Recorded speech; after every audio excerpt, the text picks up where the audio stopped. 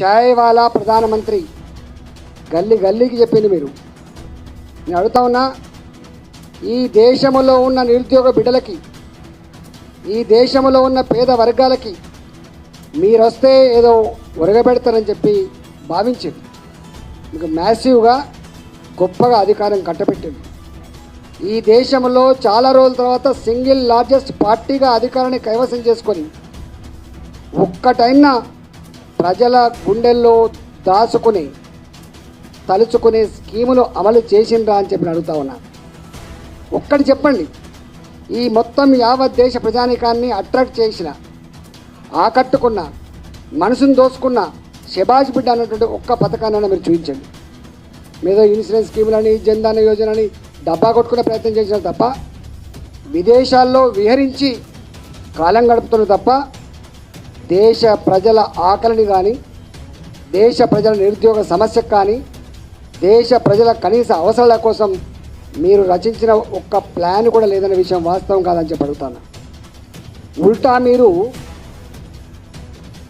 అసలు ప్రభుత్వాలకి మానవీయ కోణం ఉండాలి, ప్రభుత్వాలకి పేదల కోణం ఉండాలి. మీరు అది కూడా మర్చిపోయింది. ఏ చిన్న పిల్లలైతే ఆహార కొరతతోటి, మాల్న్యూట్రిషన్ తోటి బాధపడుతుందని చెప్పిండ్రో, ఏ తల్లులైతే రక్తహీనతతో బాధపడుతుందని చెప్పిండ్రో, గర్భిణీ స్త్రీల మరణాలు, చిన్నపిల్లల మరణాలు ఎక్కువ ఉన్నాయని చెప్పి అంగన్వాడీ సెంటర్ల ద్వారా మీరేదైతే డబ్బు ఆనాడు యూపీఏ ప్రభుత్వం ఉన్న నాడు 17,800 కోట్ల రూపాయలను దేశవ్యాప్తంగా బడ్జెట్ కేటాయిస్తే, మీరు వచ్చిన తర్వాత కేవలం 8,000 కోట్ల రూపాయలు కుదించిన మాట వాస్తవం కాదా? ఇవాళ దీనికంటే నిరసన ఏం కావాలి?